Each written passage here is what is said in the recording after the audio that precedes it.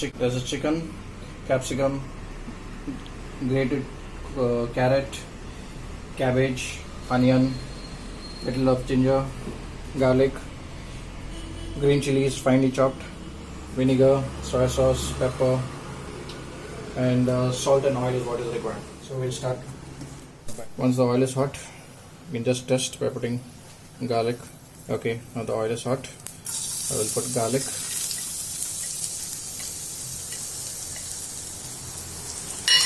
Followed by ginger, less of ginger, and fine chopped green chilies. Give it a thorough mix.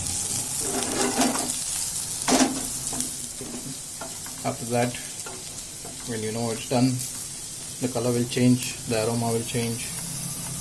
You will feel that beautiful smell of a blend of garlic, ginger and green chilies all together. Usually the garlic tends to become brown faster. See, it's getting fried. Now you lower the flame so that it can simmer, get cooked well. Now that it's nearly ready, we will add onion,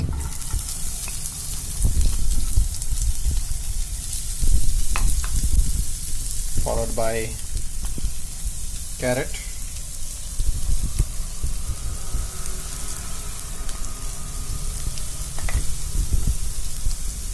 followed by cabbage,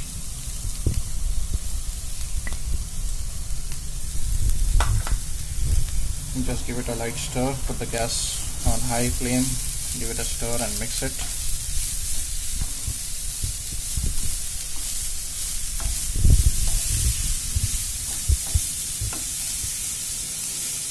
Very colorful to look now. The color will gradually change, and you will start getting, once the rawness of the cabbage, onion and carrot disappear, you will start getting the actual flavors. Now we start adding capsicum. Not too much, just enough. Capsicum is just for the flavor as it blends. Now that it is nearly well cooked, I will add a little more oil in it. Just 2 teaspoons of oil. Enough of light pepper. Pepper is just for the blend. Some vinegar. A cap full of vinegar. Give it a good shake. You need to add some more, a little more. If the flame is too high, if you feel it is getting charred, then you can make it slow and then keep adding all the ingredients. Now I'll add a little soy sauce, just a little. Well distributed. Okay, that's about it. Now I can give it a stir.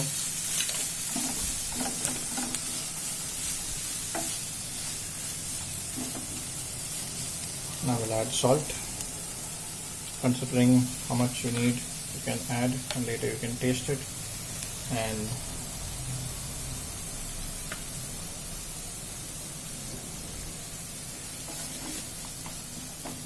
mix it thoroughly so that the salt totally blends with the food, so that there's nothing left behind without the touch of salt. That's getting ready. We yet to add chicken.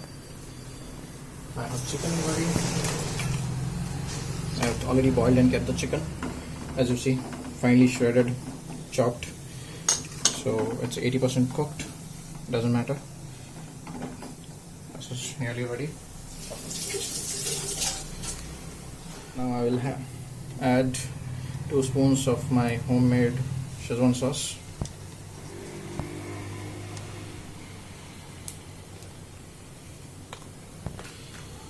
Give it a proper mix on full flame. Ensure that that little sauce that you put mixes thoroughly with all the veg in this pan.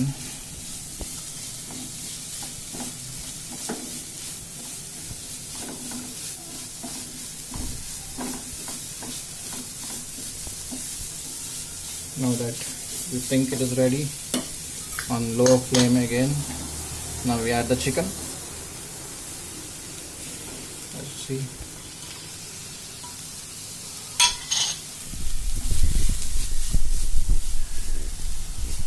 Properly mix it. And now it has come to the final result as what we required. You can see the color, the flavor, the smell, the aroma, everything has changed and it is blended perfectly, totally. Now we'll put it on a plate and let it cool down.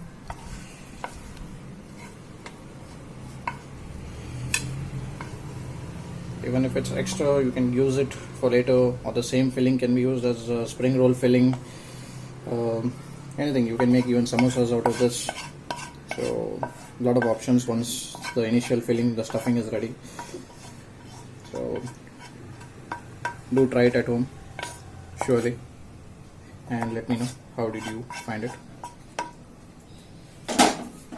On this other hand, we have got the momos dough ready. It has to be, once the dough is kneaded and kept, leave it untouched by putting a moist cloth on top of it. It should be very soft. It's very simple. All you need is maida, little oil and salt. You don't need to put baking powder or anything. You can see the texture is very soft. Usually sticks because it's been moist, and that's the reason it remains soft. So now once that we make it ready. Okay guys, I've been folding and making dim sums from that time.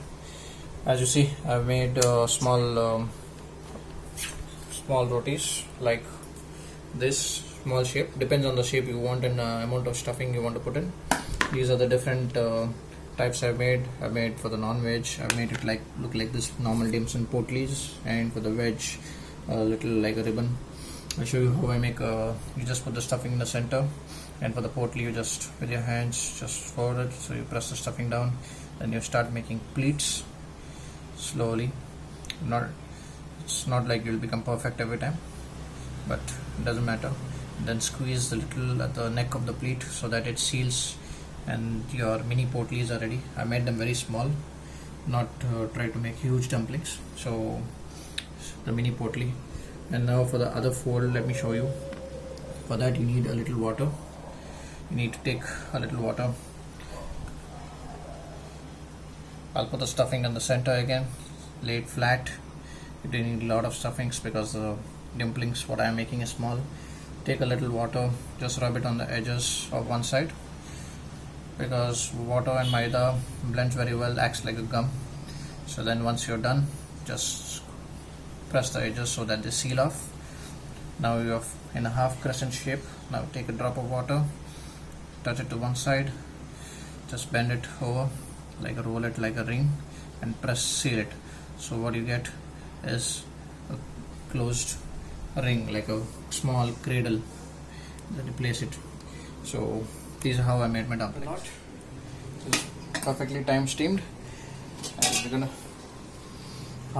that's the beautiful aroma. You see this, well cooked. You can make out from the color itself, it's well cooked. I won't say it's as great a perfection as to what you eat in restaurants, but yeah, this has been my effort. So you see it's perfect, different shapes, all from like different shapes. And then the vegetarian one that I made looks so perfect.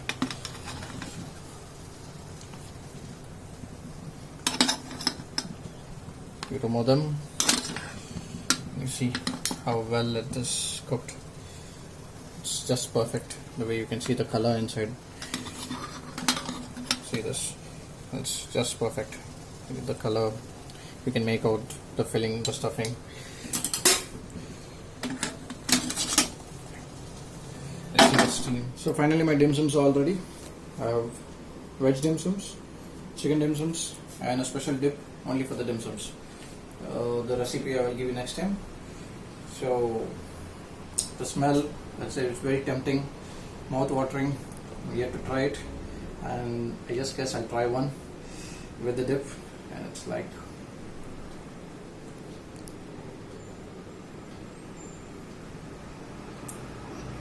it's awesome. The dip is a little spicy because everybody at home like it spicy. The batter is well cooked, and as you can see, the dip and the batter goes very well. I think I'm going to finish it all. I don't